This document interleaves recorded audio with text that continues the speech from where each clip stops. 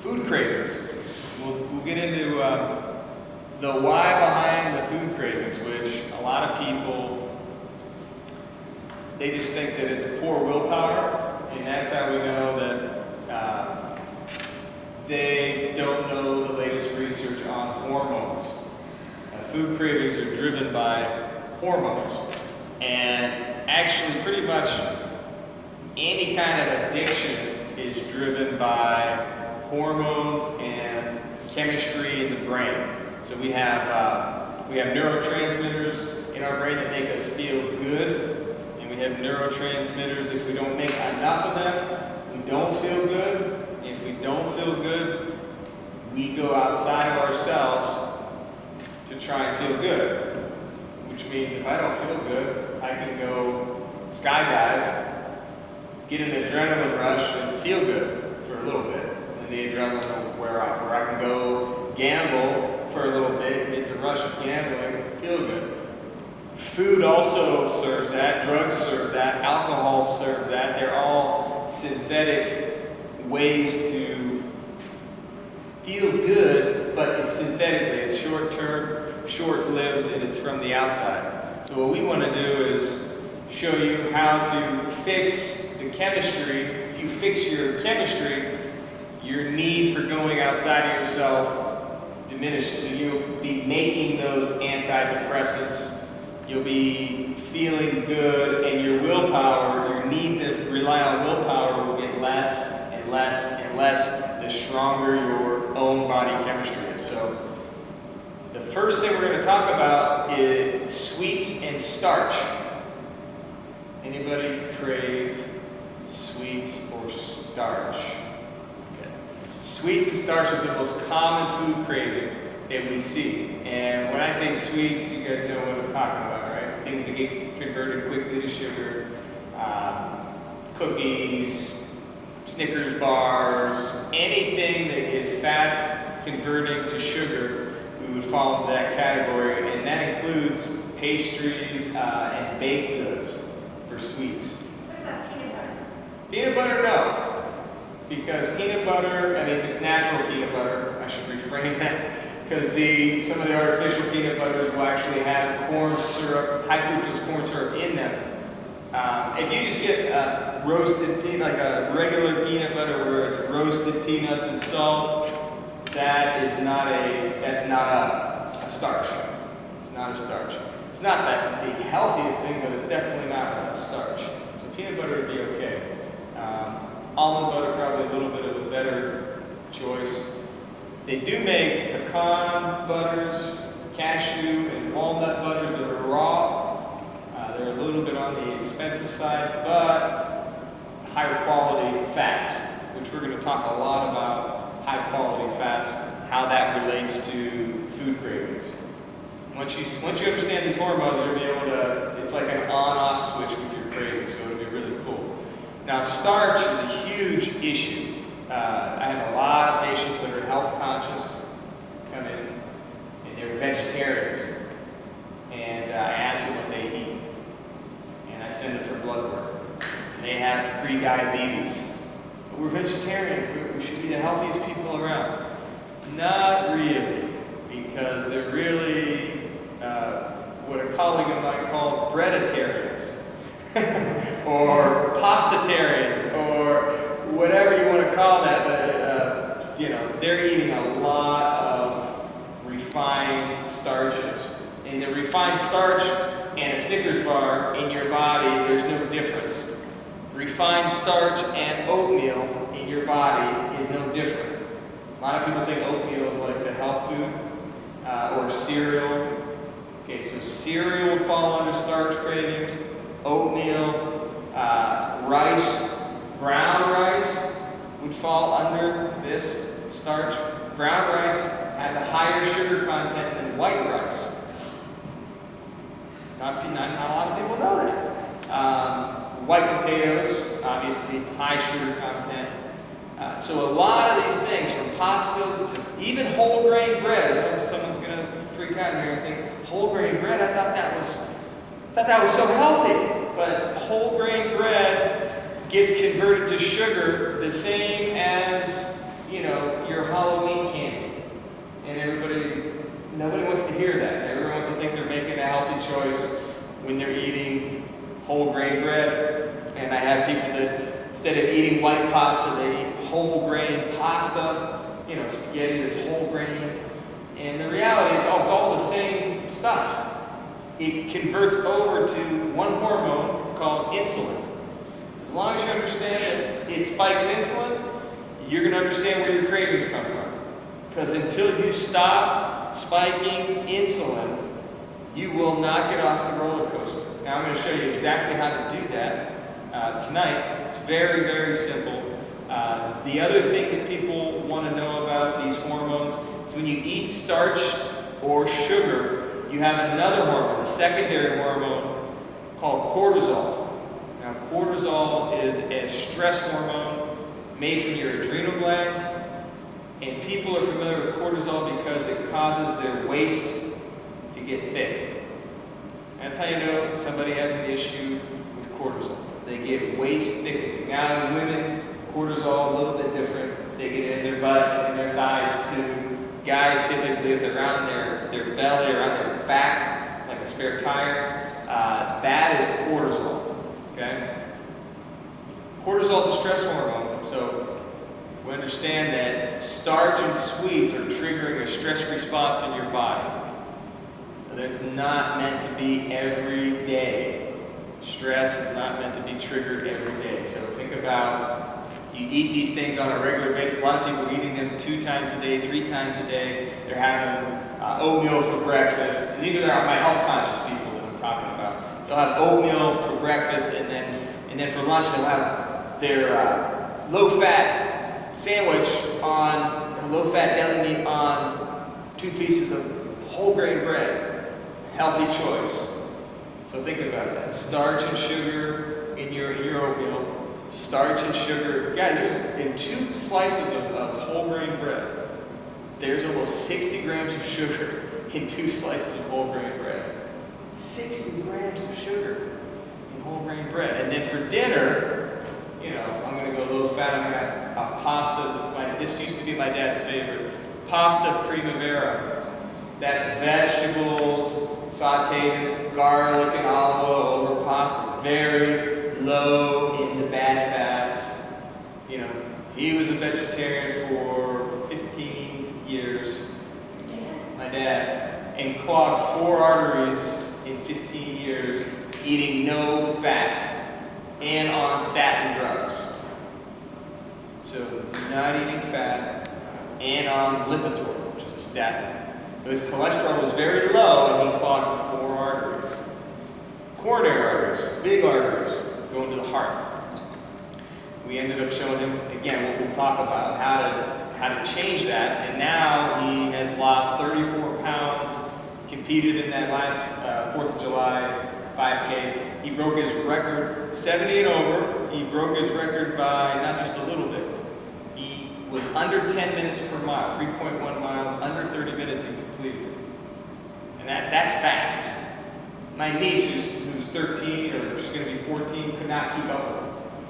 She had to stop and walk while Grandpa kept running. So I thought that was kind of cool.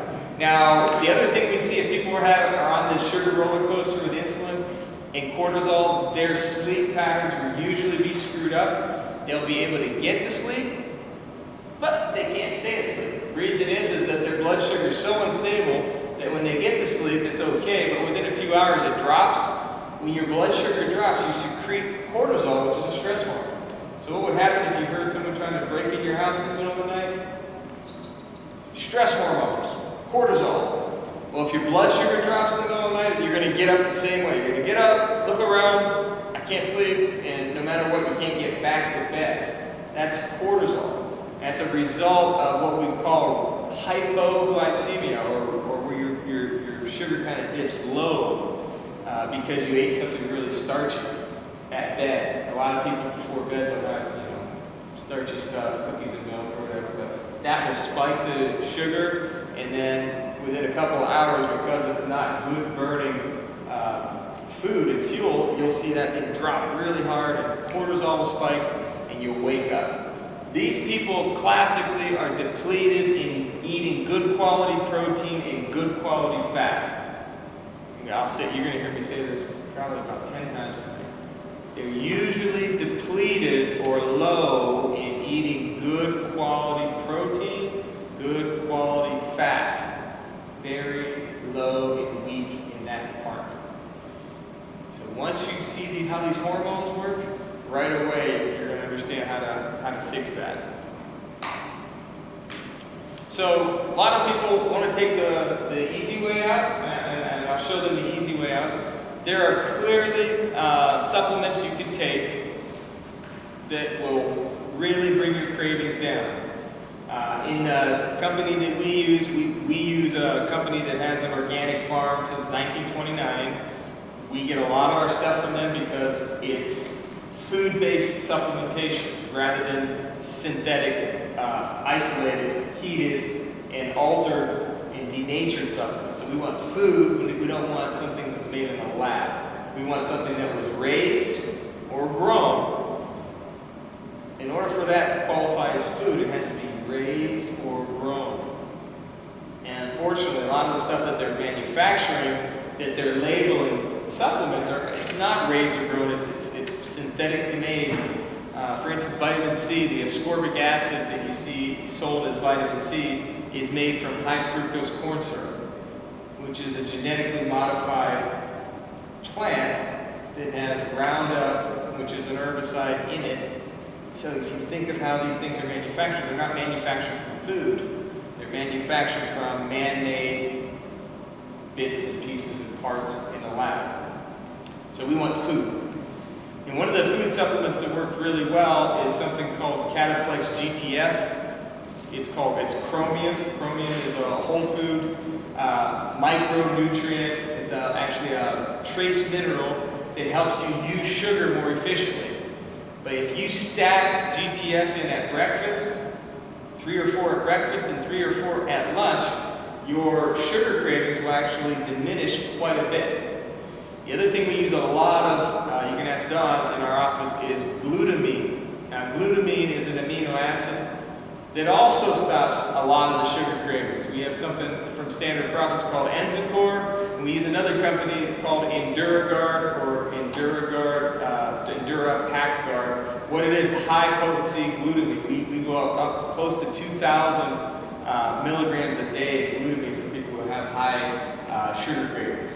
So glutamine, chromium in the form of the GTF. GTF stands for glucose tolerance factor, so it helps your blood sugar. There's an herb from Ayurvedic medicine, which is from India, and it's called gymnema.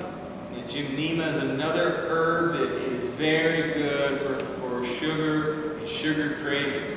The gymnema is, you can actually suck on gymnema. If you guys haven't done this, come in the office, ask for some gymnema. I have it in my back office. We'll have you suck on gymnema, the tablet, for about 60 to 90 seconds. And then you get some water and drink it down, because it doesn't taste all that good. But within that minute after sucking on it, we'll have you bring your favorite sweets. So yours might be York Peppermint Patty. You know, yours might be Hershey's Kiss. Yours might be whatever. Doesn't matter what the sweet is. I actually have people do it with straight table sugar. Put the sugar right in your mouth after you wash down your gymnema. You will actually spit your sugar or your chocolate or your whatever out. You will have no sugar taste. I mean, it'll literally, gymnema is the sugar destroyer. That's what it translates in India. Sugar destroyer, that's what that means. Gymnema. And we have a high potency gymnema we get from Australia. It's super potent, so you only need to suck on one tablet, and it does the trick. How long? No, you're fine. Like for how long does it get rid of the craving? I tell people, depending on how wrecked their pancreas is, what I mean by that, how long they've been on the roller coaster of starches and sugars, I have them do one gymnema 30 minutes before each meal. You can go up to 6 a day if you're really having hard sugar cravings, but I actually will have them do that for 4 months to 6 months. until the pancreas actually repairs itself. The other thing Gymnema does is really cool, is it repairs a stressed pancreas. And that's where you make your insulin. So if you've been eating starchy foods for a long time and whatnot, and you've been having the roller coaster of up and down, I have people do up to 6 a day for 4 months, 6 months, 8 months. The diabetics, I'll have them do it for 2 years, 3 years, until their diabetes is completely gone. It took my mom about 8 months for hers to go away, on what I'm going to show you. Now it was from 400, blood sugar 400, on medication, 2 different medications, to no medication and 52 pounds lighter. And that is just by what I'm going to talk to you about here. And one of the best ways to end food cravings, other than taking these nutrients, chromium, we talked about glutamine, chromium, and Gymnema, is to increase good quality fat. Once we understand what we can switch to shut the sugar cravings off, then it's just like a light switch. You can turn it on, you can turn it off.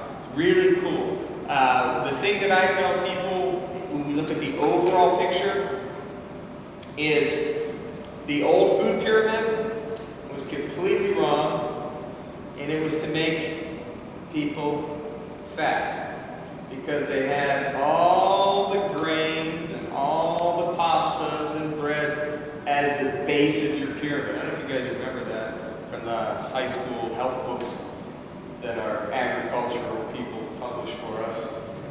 And to eat this stuff here, your wheat. Now wheat, by the way, is one of the most inflammatory grains that we have because of the gluten content. So a lot of people are learning about gluten. It also has something called phytates. Phytates, that's Phytate, phytate. The phytate will block your mineral and vitamin B absorption. So not only do we have gluten that is inflammatory, but you have phytates that block absorption of essential nutrients. So those phytates are the plant's defense mechanism.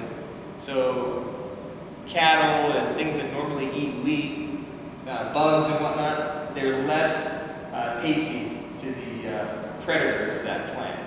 But they also block our absorption of essential nutrients. So what I have people do is switch over from grains to vegetables.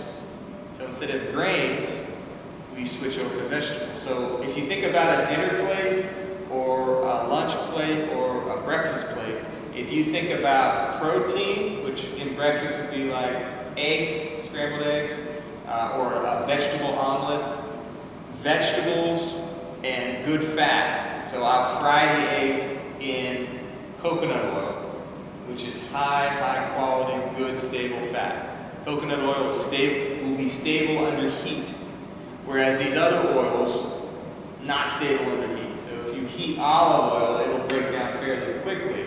Even though it's healthy on a salad where you don't heat it, if you heat it, it will make the olive oil rancid fairly quick.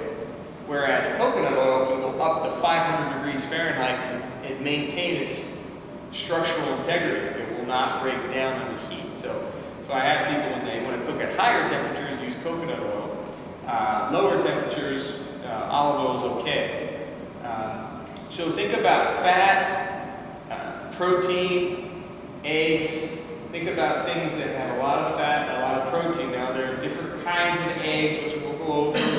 There's different kinds of protein, high quality proteins that we'll talk about, and lots and lots and lots of vegetables. How do you get people to eat vegetables? Really simple. You get grass-fed butter, which is probably one of the best sources of vitamin K on the planet. Now, vitamin K and K2 is huge for coronary artery health, thyroid health, brain health, hormone health. You need all the trace minerals in grass-fed butter, selenium, iodine, and it makes your entire machinery on the cellular level run. It also repairs the cell membrane. Every cell in our body, 10 trillion cells, have a membrane around it made from fat. Our brain is 60% fat. And what are we told to do? Don't eat fat. Any kind of fat. Don't eat fat. Fat's bad for you. Fat-free, low-fat. Fat-free and low-fat is what caused our depression rates in this country to go through the roof. Because you cannot make antidepressants, serotonin, testosterone, progesterone, anything with O in it, you can't make it because that is a fat-based chemical that your body needs fat as a precursor to make it. So if you deplete your body of fat, and then you take something like a statin and you draw the fat reserves from your brain and from your cells, you're going to end up with a problem. And in this country, since we went fat-free, our obesity rate has increased to over 75% of the population obese. Yes? Could you say that again? That is like real interesting. So you're saying, can I repeat that? Yes. That anything ending in, what did you say, O-I? O-N-E. So O-N-E, S. any hormone, Yeah. okay. Any hormone. Needs fat, good fat, Good fat. in order for our body to produce it. Correct. That's amazing. It's amazing. And when you take the fat out of our diet, which they have done in the 80s, they started this low-fat movement. If you look at the obesity statistics, what did they do when they took fat out? They replaced it with high fructose corn syrup. Now, high fructose corn syrup is fat-free, but it is loaded with sugar. And fructose does not stimulate our mechanisms that tell us we are full. So you can eat high fructose corn syrup, you can eat a huge amount of food. It won't tell you that you're full. You'll keep eating. And you'll want to eat 2 hours later. So you have people eat the polished rice, you know, the white rice and this, and they're eating healthy. And within an hour or two after eating it, they're looking for more food. You know? Then, what do they want to do? Well, I'll make a smoothie.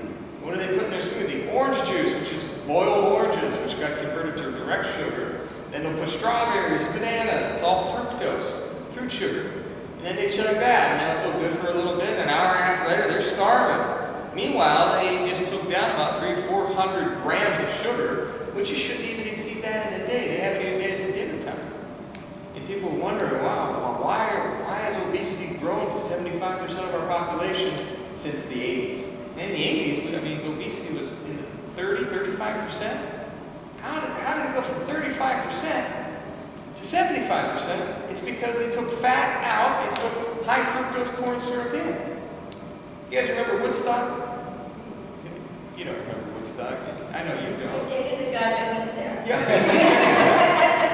Woodstock. Okay, think about this. These are the guys that were eating having the munchies, right? People at Woodstock, right? You guys know what I'm talking about? You see them with their shirts off because they have documentaries on Woodstock. They all had six-packs, like ripped stomachs. These were the junk food eaters. They didn't have high fructose corn syrup then. And if you look at them when they pan out in the crowd, you will not see obese people. It is unbelievable. When was Woodstock? Yeah, and that was all the hippies with all they were smoking all the pot. Yeah. They said that was maybe even more. So check this out. Yes, it's like the 60s. But the point is that as the fat got taken out, you have to understand, they replaced it with something that will tear your liver up as far as fatty liver disease faster than alcohol, which is high fructose corn syrup. It's like putting your liver through a meat grinder because of how much energy is in high fructose corn syrup. It is literally like a super sugar, and your liver does not know what to do other than make a bunch of triglycerides. So when people come in, I check their triglycerides. Their cholesterol is good, their triglycerides are through the roof. I said, you're hurting your liver. What are you eating? Well, I eat this. I eat low fat this, low fat that, low fat. You have to stop. As soon as they stop, within 10 days, we can drop triglycerides 150 points in 10 days. What do we tell them to do? This is the rule of thumb. Instead of eating pasta, eat vegetables. Instead of eating regular potatoes, eat sweet potatoes. Instead of eating regular rice or brown rice, you eat wild rice or quinoa. You take things that are slower burning on the sugar end and you replace it or you replace the fast burning with slow burning, and you end up having mainly vegetables and proteins and good quality fats. Vegetables and protein, vegetables and protein, vegetables and protein. You put grass-fed butter over your vegetables, and then you put the Celtic sea salt on top of your grass-fed butter. So buttery, salty vegetables and protein, which is, most people like that. Think about steak, fish, there's good quality sausages out there, there's good quality eggs that are pasture-raised eggs made with chickens that are eating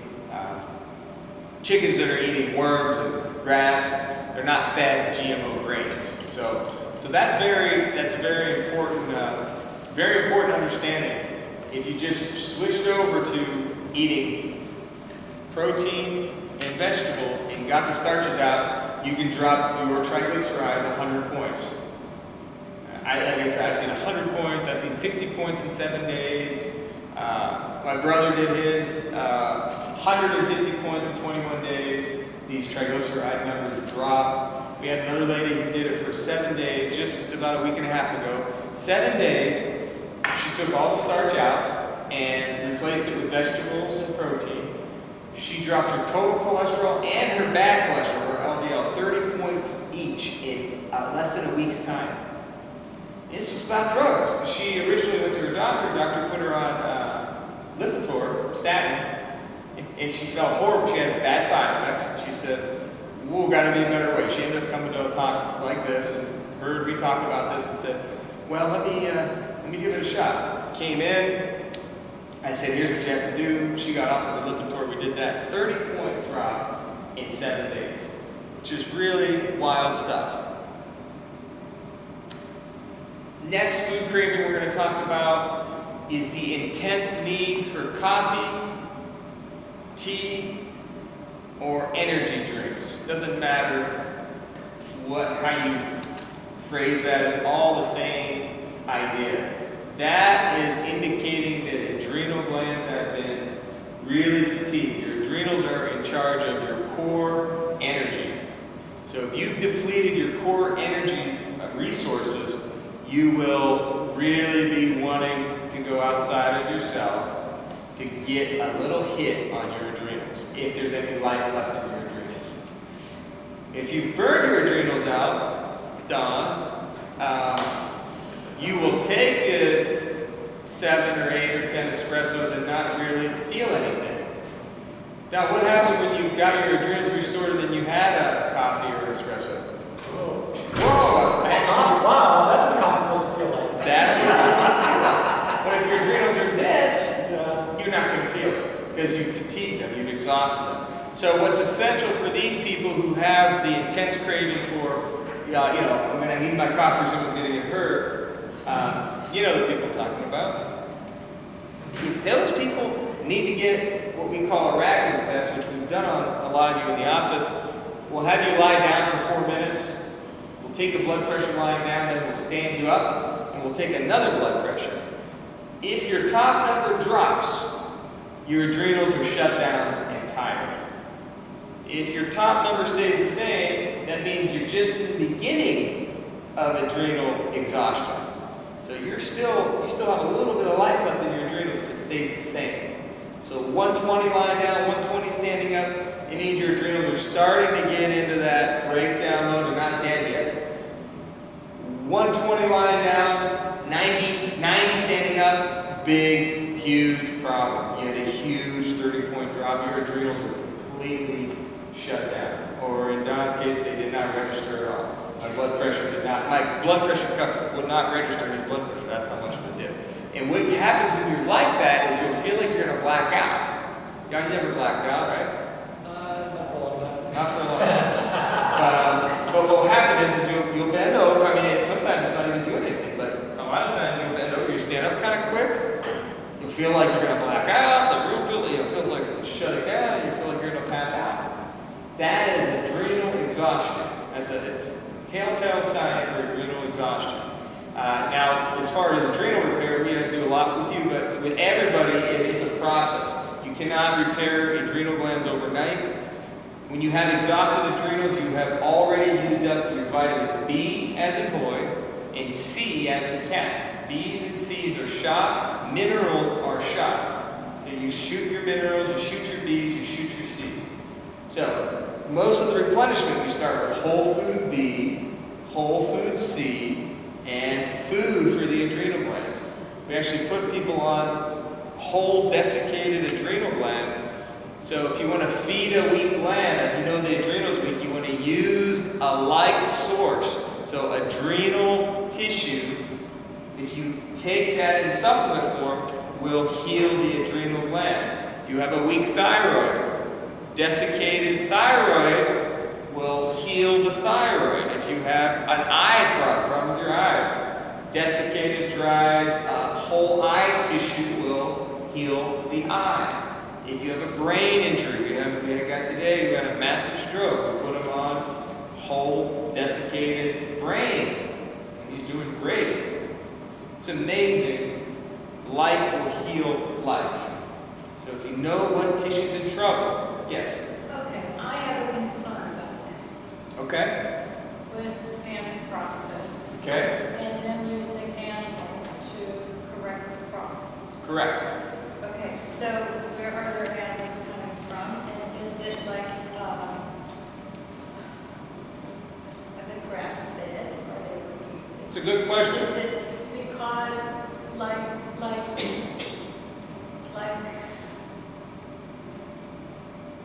sometimes when I get on stuff, I have a hard time like my stomach. Why Yeah. is my stomach?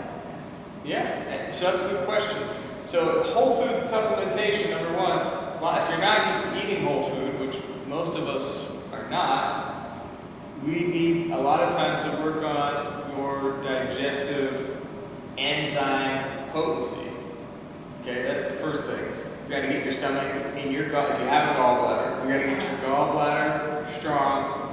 We got to get your stomach strong. We have to get your pancreas strong, because that's what breaks these things down so you can use them.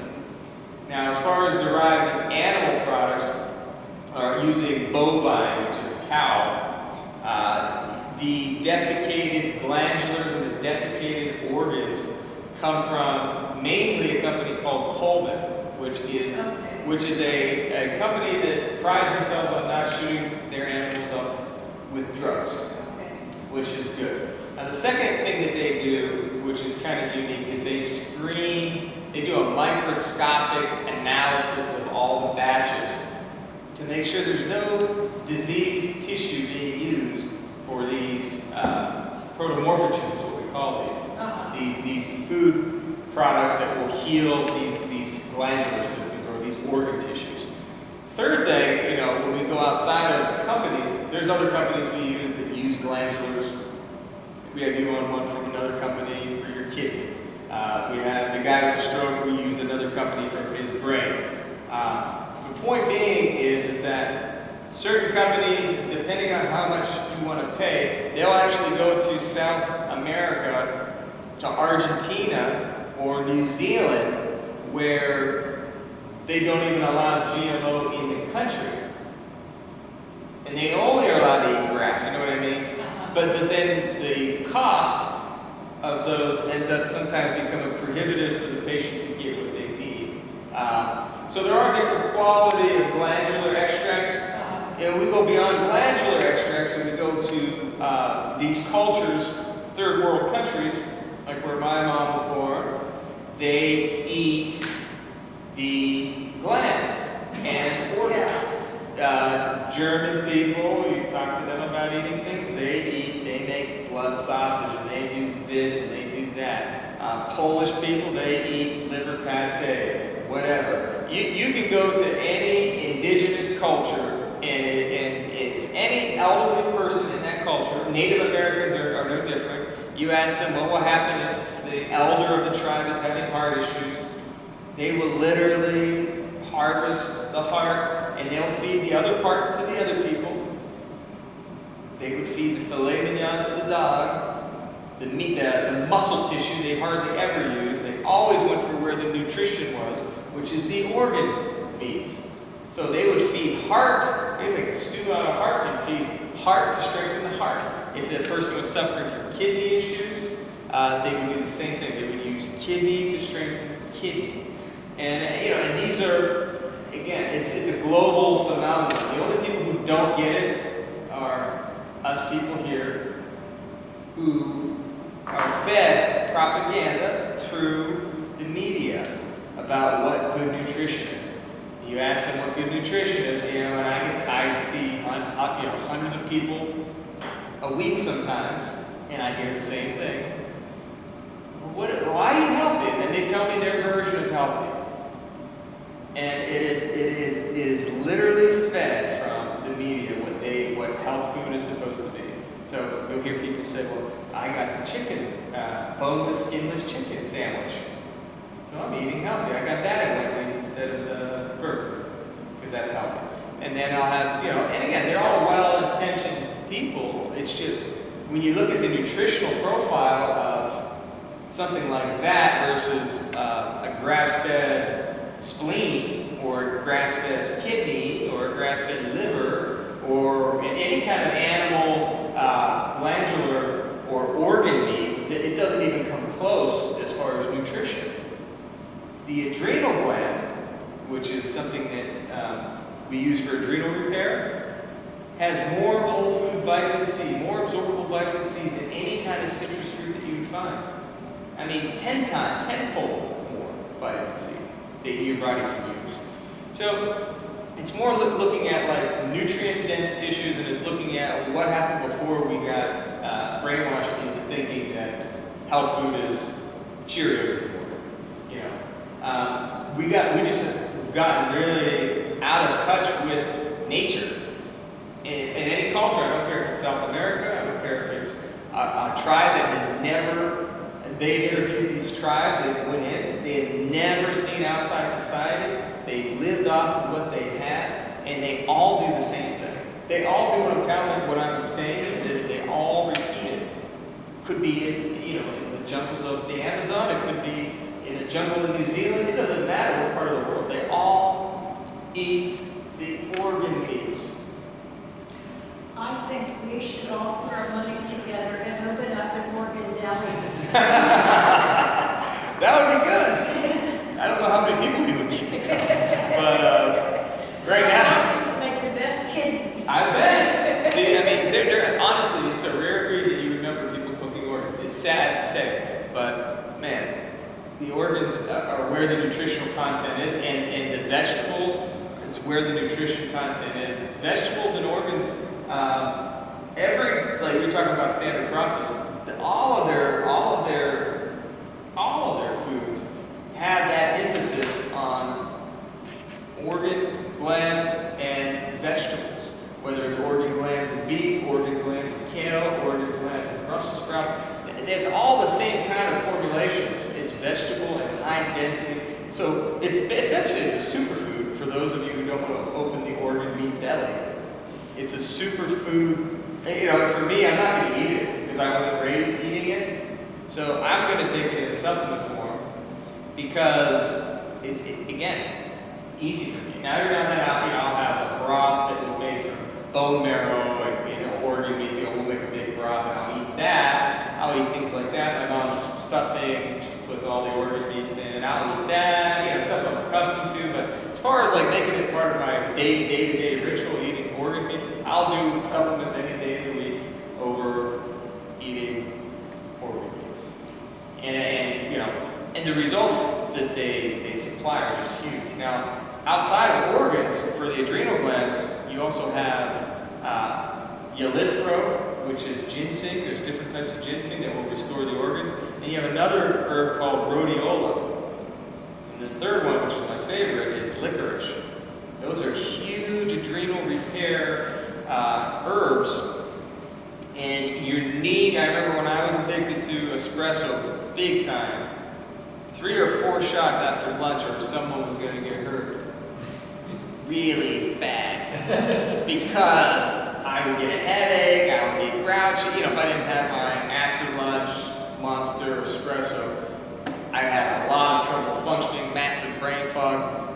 Adrenal complex is what I took, and I would suck on that. That was mainly, it's licorice, different herbs combined into a little football. And I would suck on 2 or 3 or 4 of those, and I literally completely broke the espresso cycle on that. I would get the same clarity as espresso without drinking espresso. And because I wasn't jacking my stress hormones, I ended up losing 2 whole notches off of my belt in about an 8-month time period without changing my diet or exercise. My waist went like this. Sucking on licorice and vermouth because it shut cortisol off. The stress hormone, it shuts it down. Really cool stuff. Chocolate. Did you bring us some? You know, I probably should have. I should have just passed it around and tried it. We were doing that yesterday at the office, right? Yes. Passing. So we were doing using glandules. We were passing Yes, we around were. all kinds of fun products.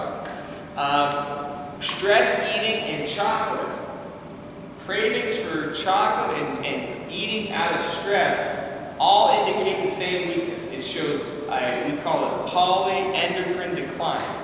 And what that means is that you have a hormonal imbalance. This is the only time you're going to eat this kind of stuff is if your hormones are not in balance.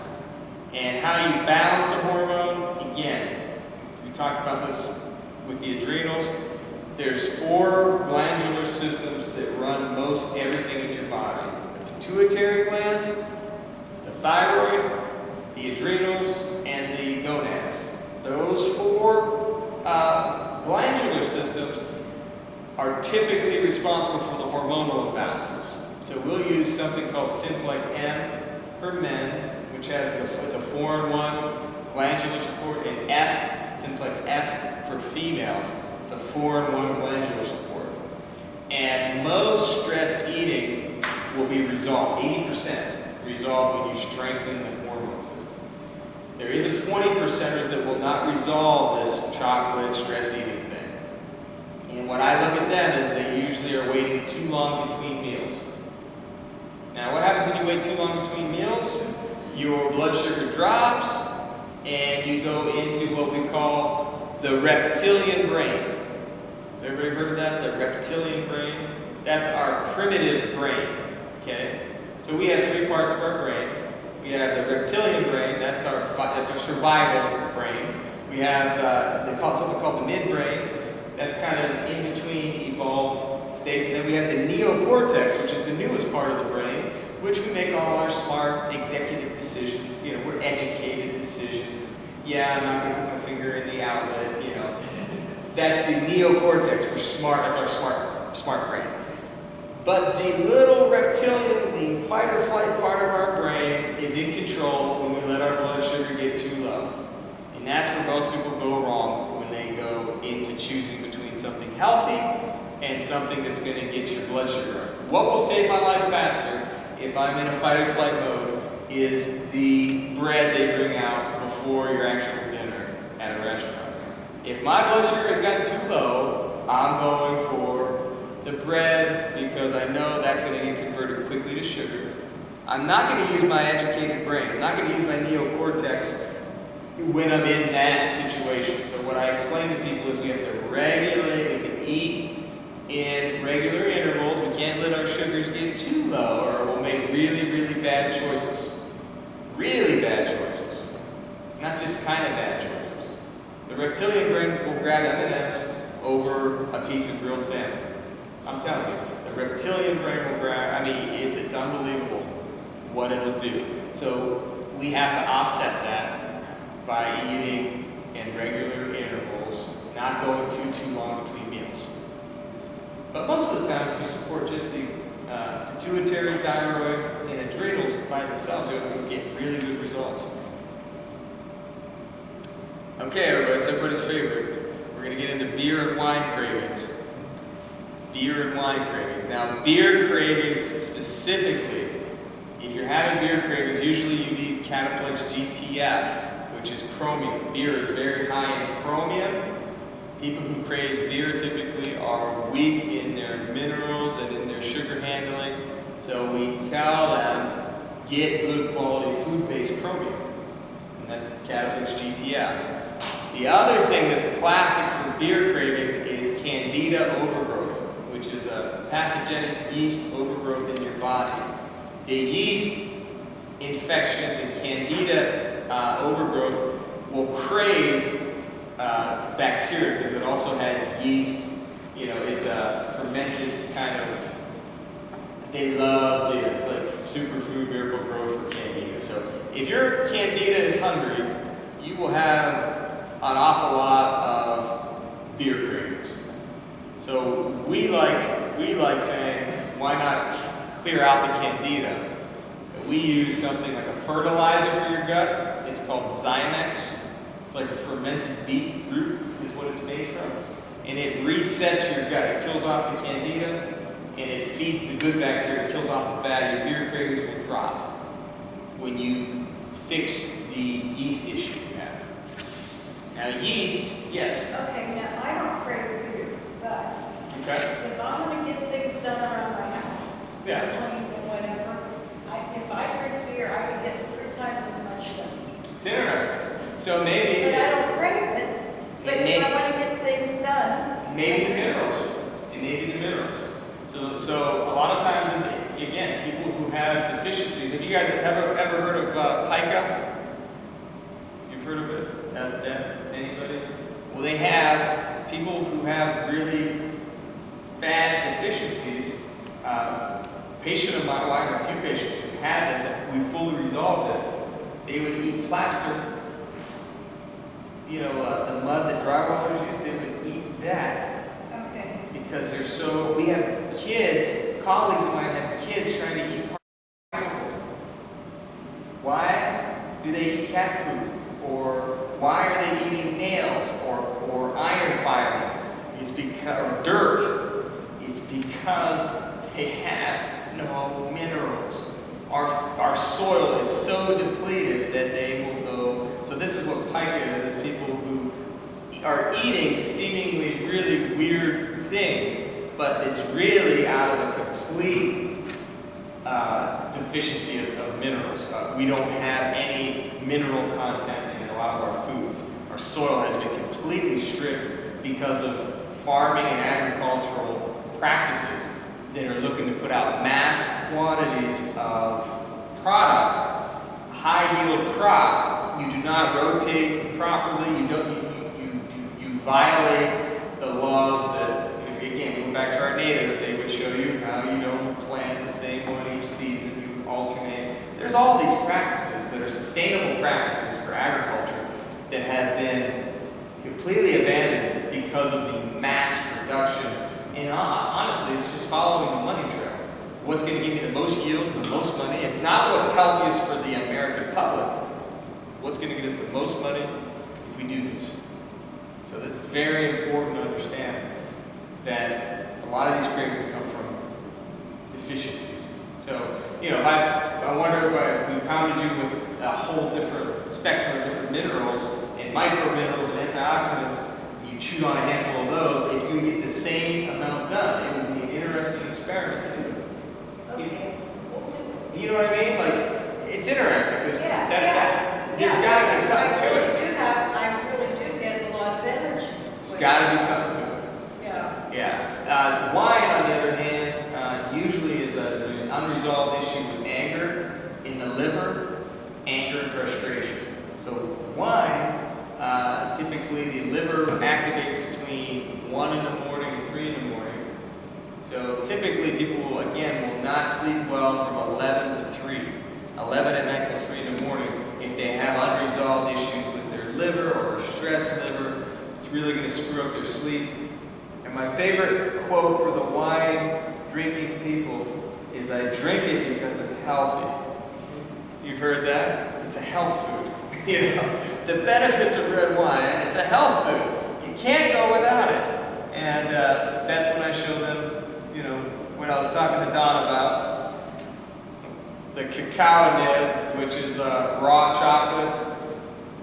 One little cacao nib, the antioxidant value is 8,400, whereas a blueberry is only 4,000, whereas red wine is even less than that. So I mean, if you really want to talk antioxidants, it's like you're talking, you know, one blueberry will blow away a pound of dark chocolate, you know, you got raw cacao nibs that, when I say dark chocolate, you know, processed stuff that people buy, it's less than 85% chocolate. They're usually, when you see the dark chocolate, they're somewhere like around 52%.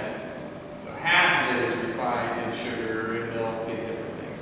When you go over 85% and you get it from Europe, you can actually get similar content to the raw cacao. You can actually get similar antioxidant responses, but nobody likes to taste when it goes over 85%, so you won't see it. And finding them from Europe is not easy. There's one company from Poland that they import here that's really good, and there's one company from Germany that is really good, that is readily available where we live. So if you can find it, great. Just make sure that it's not from the United States. The chocolate that they use, the cacao they use over in Europe, has strict laws that inhibit moldy chocolate beans. Here, there's not any regulation on mold toxins. It's another reason that grain-fed beef is not good for us. Everybody's like, well, you know, I'm going to eat grain-fed, it's the best for you. It's the worst for you. It's high in omega-6, which is inflammatory. It's high in omega-9, which is inflammatory. And it's high in mold toxins because what do they store all the grains in? A silo. And what happens in the silo? It gets wet, you get these aflatoxins and these mold spores growing, and that's what they feed the animals. And that mold toxin is what concentrates in the muscle tissue, and the muscle tissue is what we like to eat. So you need to go from grain-fed to grass-fed. Anything grass-fed, you're going to eliminate a ton of the mold toxins, and you're going to get omega-3s, which are anti-inflammatory, rather than omega-6 and omega-9, which we're getting blasted with because of our refined food diet.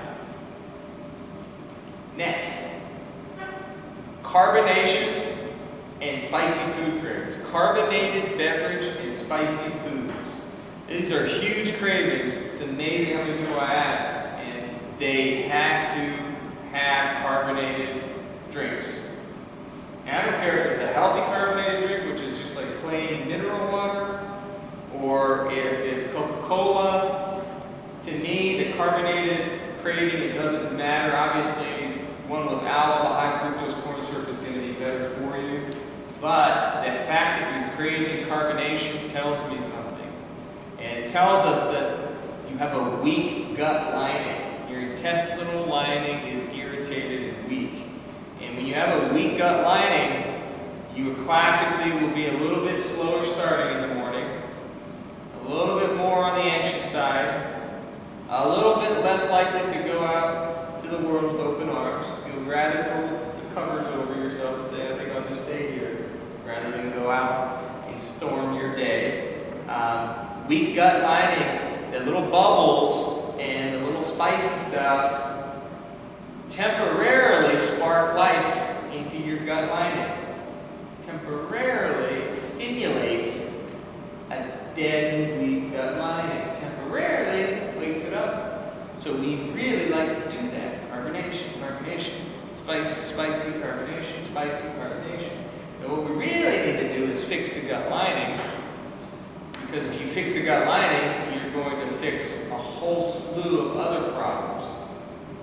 The cells in your gut, if they're spread too far apart, bacteria slips through, viruses slip through, parasites slip through, and also undigested food particles that are too big slip through. When I say slip through, it slips through into the general circulation, and your body looks at that as a foreign invader, and it causes inflammation in your brain and everywhere else in your body. In your heart, I've seen inflammation in the brain, inflammation in the heart, inflammation in the joints, and all it was a weak gut lining. All we had to do was tighten up the junction of the gut lining. How you do that is you use non-denatured whey protein, and that's Whey Pro. And it stimulates a glue substance in your colon cells that basically start gluing together the weak gaps that we see in the gut lining. So, non-denatured whey, whole food vitamin A and C, we call that Cataplex AC. That's very rapid gut lining repair. And then and very dark green phytonutrients called chlorophyllin, which is from chlorophyll complex. Chlorophyll complex, it has sesame oil and really dark green chlorophyll. And I can have people chew chlorophyll and their back pain will go away in 5 minutes. I mean, it is amazing stuff. And the intestine, recently had someone bleeding from their colon as a drug reaction, and I put them on chlorophyll, and within 2 or 3 days the bleeding in the colon stopped. It is amazing for gut lining repair. Women who have issues with the uterine lining, where they're having heavy menstrual flow, like massive amounts of uterine lining passing every time each month, they need to get on chlorophyll, vitamin K.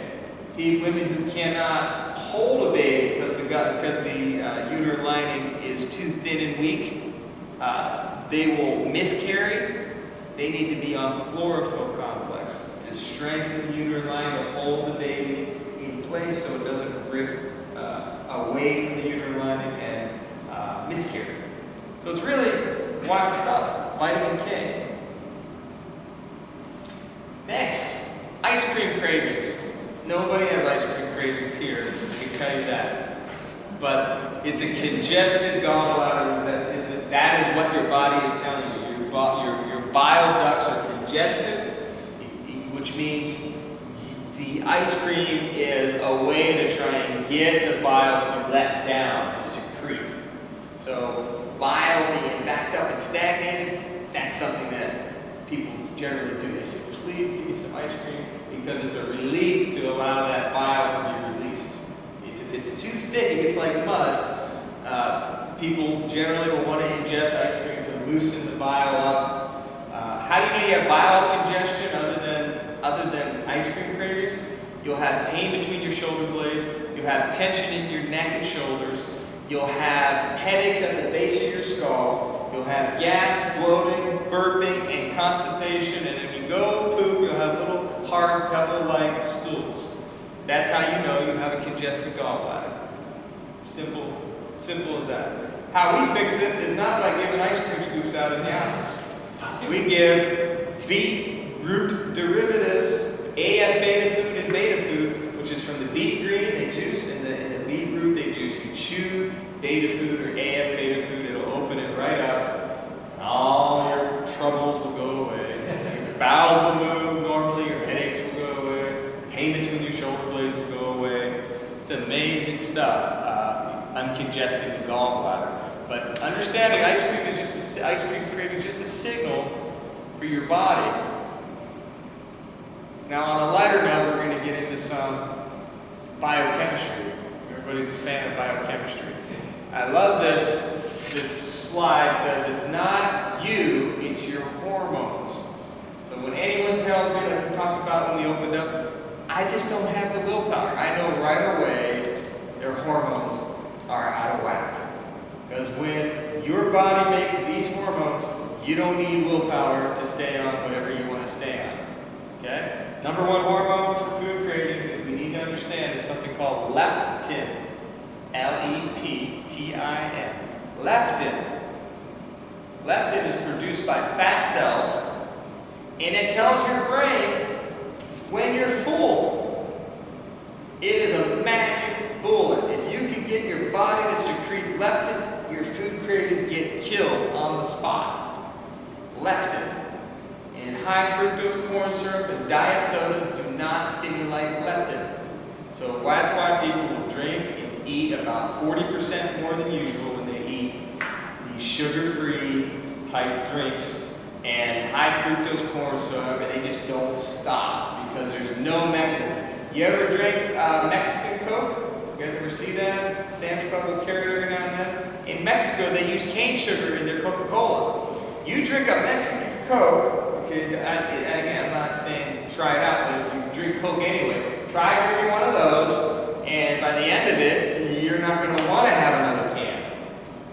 Because sugar, real sugar, secretes those chemicals that tell the brain, enough! High fructose corn syrup bypasses that. You will keep eating. You will not get the shut off, and you will eventually have fatty liver, metabolic syndrome, obesity, triglyceride issues, all the problems we have. And we see that leptin is very, very, very, very hard to find in people who are sleep deprived. So a lot of times when people are sleep deprived, you see that they're the ones not shutting off that satisfaction center of the brain. They're picking, they're eating, they're going all over the place. It's because they're sleep deprived. So leptin. I'm going to tie all this together here in a minute. I'm just going to get through this hard biochemistry part.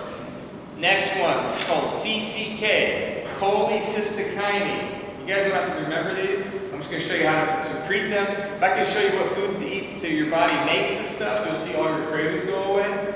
Cholecystokinin is secreted by your small intestine, and it causes bile to get let down. Remember we talked about ice cream, trying to get your bile to get let down? Way more efficient ways to secrete cholecystokinin is by eating dietary fat.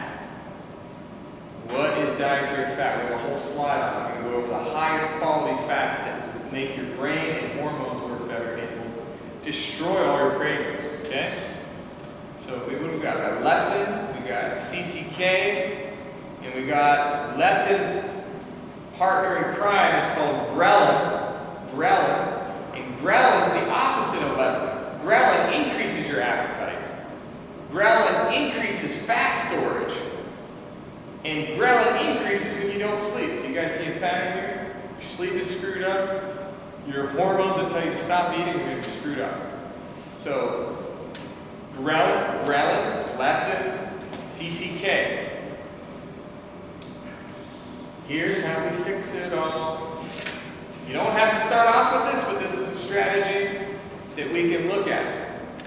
Number one, radically increase your dietary fats. So, good dietary fats. We talked about coconut oil. We had Don order bio-MCT oil, medium chain triglycerides. The difference between coconut oil and MCT oil is not much. Coconut oil is medium chain triglycerides. Bio-MCT oil is medium chain triglycerides. The only difference is MCT oil is liquid at room temperature. Coconut oil looks like a chunk of lard at room temperature. So if someone like Don, who likes to make his protein shakes, wants to put good fat in it, you can't put coconut oil. It's going to clump up all over the place. It's going to be horrible. It's not going to be good tasting. Coconut oil has a very strong taste. It tastes. A lot of people say it tastes like you're eating suntan lotion, right? Remember the tropical whatever Tropicana suntan oil, whatever it is. But you know what I mean. It smelled like a coconut festival. The point is that the MCT oil has no coconut taste, and it is liquid at room temperature, so he can put a tablespoon of that in his smoothie and secrete leptin like it's going out of style. What's going to happen to your sugar cravings when you do that? Gone. I mean, your whole willpower is not going to be needed at all when you put this type of fat in your diet. The other thing is grass-fed butter. Grass-fed butter they have now at Mark's, and it's called Organic Valley Pasture Butter.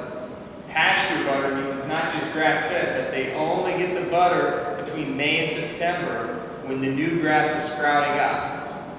And it's loaded with omega-3 fatty acid, loaded with iodine, selenium, loaded with K2, which keeps the calcium off of your arteries. It is an unbelievable way to secrete CCK, which kills all your food cravings, leptin, which kills all your food cravings, grass-fed butter, olives. I ate a whole can of olives. When I don't have fresh olives, I'll eat canned olives.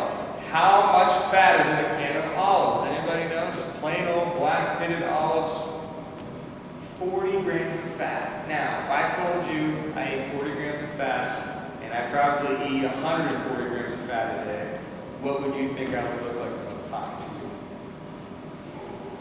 My mom ate 21 egg yolks a week on top of all this other fat and lost 52 pounds and cut her cholesterol by 100 points. Why? Because it was the right kind of fat.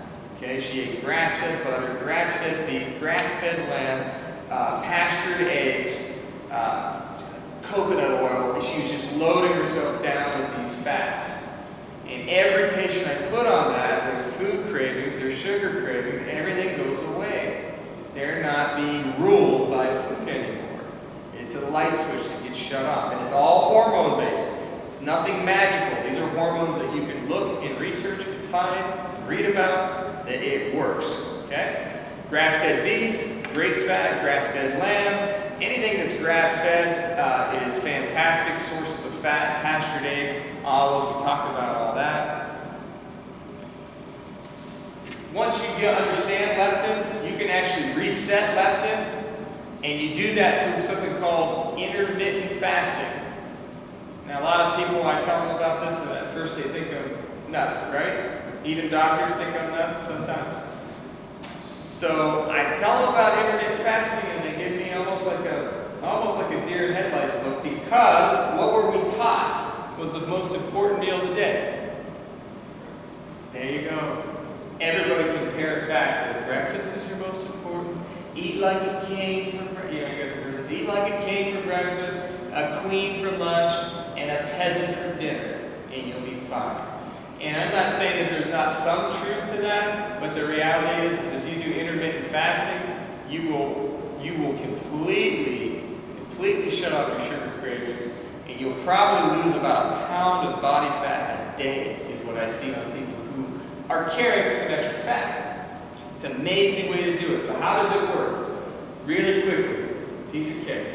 Instead of breakfast, if you do have coffee in the morning, you blend your coffee with grass-fed butter, a tablespoon or two, and 1 teaspoon of the bio-MCT oil. And I put a ton of organic cinnamon or Vietnamese cinnamon in there. So I buzz it up. It's like a creamy, hot latte with a head on it like that. Super decadent drink in the morning.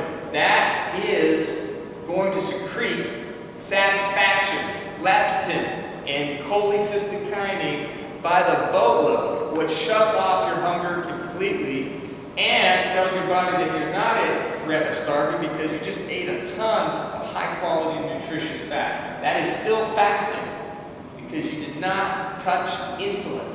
As soon as you spike insulin, your fasting stops. So if you drink 8 ounces of butter coffee, whatever you want to call that, some people have different names for it, what I just told you, use that recipe, it's the most amazing tasting coffee that you'll have. Dawn's going to get to try soon. Now, lunchtime. Excuse me. Yes. I have to interrupt you. Yes. Because I tried that. And Okay. it was the most disgusting thing I've ever tasted. You probably did it wrong. Well, I've been on black coffee since 1968, maybe. Okay? On black coffee. Okay. Okay, so it was like way too sweet for me. Sweet. Yes, way too thick, way too sweet, way too... There's no sugar in it. Okay, it was just like nauseating to me though. It's like... If it's nauseating, it's probably your gallbladder. Because you do have to have an intact gallbladder to tolerate that. How much did you put in of the coconut oil? And I don't remember, because I did it, maybe 2 weeks already ago. Did you put coconut, not MCT? Yes, and the butter, Yeah. the Okay. grass-fed butter and the coconut. So I would try, again, I'll give you some MCT oil just to try. I'll have you instead of coconut, do a little bit of MCT, and how much butter did you put? But what's wrong with the black coffee in the morning? What? Nothing, except you're not going to get the leptin or the CCK. You're not going to get the How hormones. about if I just eat the butter like out of the spoon? You probably can do that. That would probably work. Should work fine. Try it out. My point is that if you do that in the morning instead of breakfast, and then you have lunch at a normal lunchtime between 12 and 1 or 1 and 2, whenever you eat lunch, and then 3 to 5 hours go by, and that's after your body goes through lunch. About 3 to 5 hours later, you're going to want to eat dinner. So if you do 5 o'clock, it's around 7 at night, let's say, you'll have dinner. Now, by lunch and dinner, what I'm saying is you're loading down vegetables with grass-fed butter, sea salt, and any kind of protein you want. Okay, so beef, grass-fed beef, whatever you want. If you want grilled chicken, you can do grilled chicken. If you want whatever you want, salmon, do whatever you want. Protein vegetables for breakfast or for dinner and lunch. You stop eating after dinner. So if you finish dinner at 7 or 8, count this on the clock for me, guys. 8 at night till 8 in the morning is how many hours?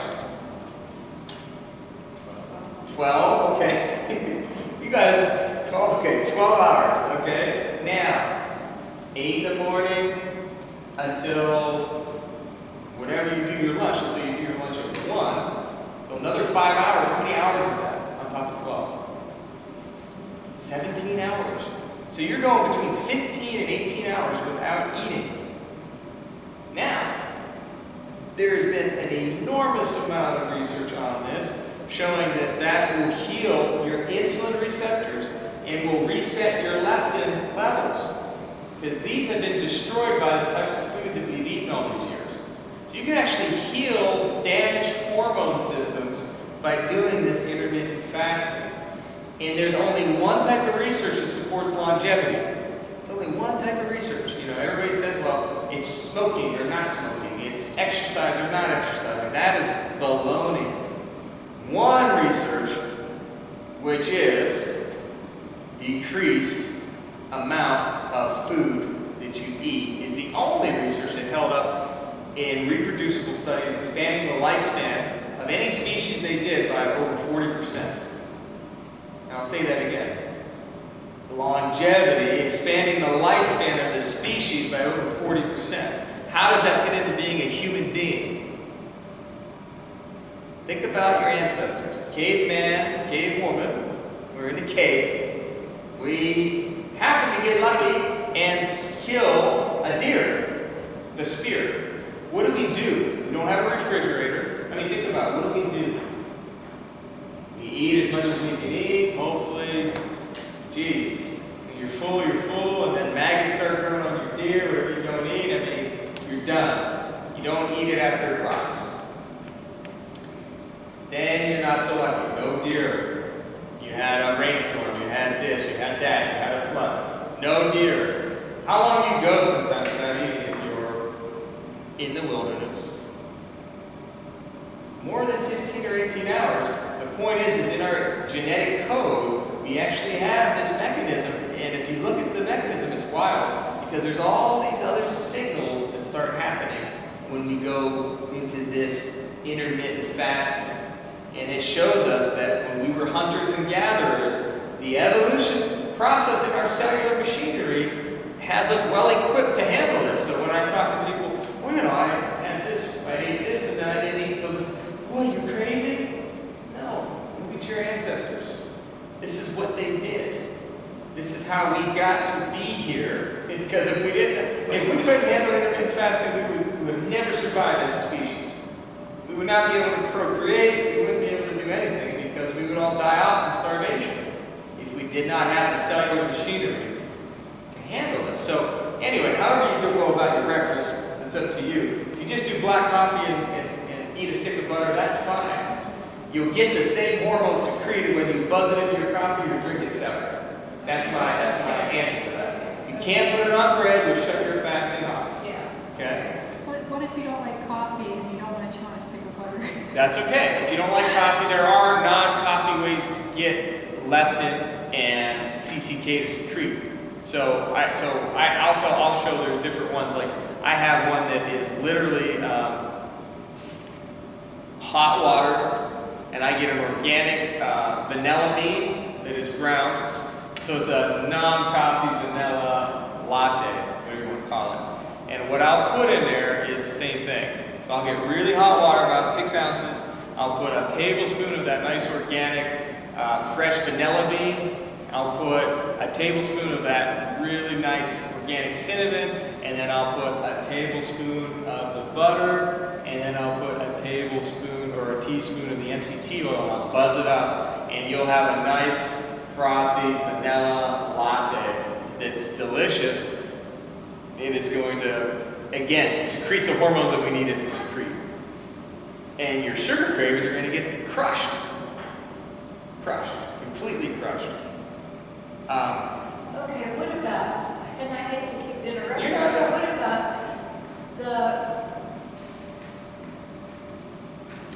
the stuff that I use from the weed botanicals or whatever, that I put like in a little glass with just a little bit of water? Mhm. What about doing like, making making a cup of tea, but only use the hot water and the butter and the coconut oil? You can try that, yeah. Actually, how this Or was... even just not even a cup of water, but like a smaller amount of water, just enough to melt the butter. Yeah. I use... And like, maybe like use it as a shot. I use exactly how I do it. I use way less water than they recommend. Okay. They recommend, they being the people who originated this, they recommend doing 2 cups of coffee, sometimes 1 to 2 cups of coffee. That's over, for me, I would never be able to drink 8 ounces of coffee like that. For me, I'm used to espresso shots, which are, how? 1 ounce. 1 ounce. So Okay, I'll put one. that's So what I do is I'll do 1 ounce of that. He knows because he ran Starbucks. he knows this stuff. He's a professional coffee expert. We have a professional coffee expert. But the point being is that I will put an extra ounce of hot water in my espresso. So I'll put 1 ounce of and again, I get mold-free espresso, mold-free coffee, real high quality, and then I'll put 1 extra ounce. So really, I'm about 2 or 3 ounces. 2 or 3 ounces of in mine is all I do, and I'll still put a good heaping tablespoon of the butter, and I actually do a whole tablespoon of MCT oil, and I work my way up to that. If it sounds like your gallbladder is congested because you have a little bit of nauseation, you want to start with way less until your gallbladder opens up. And once it starts working and you secrete that CCK I was telling you about, it's going to clean all the pipes in your gallbladder and your liver, and you're going to feel really good. But right now, it sounds like that's what you have going on. But I'll buzz all that with the cinnamon, and it'll be a frothy little shot, 3 ounces tops. And I just do that. I don't do the big, people walk with these mugs of coffee. I don't do that. Mine's it's very specific.